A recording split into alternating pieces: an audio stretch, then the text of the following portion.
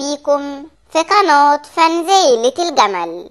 قبل ما نبدأ الفيديو ما تنسوش اللايك والاشتراك في القناة عشان يوصلك كل جديد. يلا بينا نبدأ، وهنبدأ بمفاجأة حصرية عن عيلة الجمل. والحقيقة هي أحلى شاركتنا بفلوج امبارح على قناتها، وكانت مع برنس مصر، وكانوا رايحين يجهزوا لمفاجأة قوية جدا. اي احلى قالت لنا ان المفاجأة دي مفاجأة غير متوقعة، ومحدش من الفانز هيعرف يخمن ايه هي المفاجأة. وكمان ايه قالت لنا ان المفاجأة مش هتكون كليب ولا مهرجان.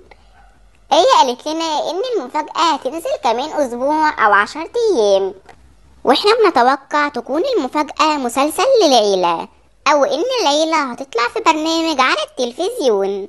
علشان أمنية قالت إن المفاجأة هتكون للعيلة كلها، بس في أفراد من العيلة مش هتشارك.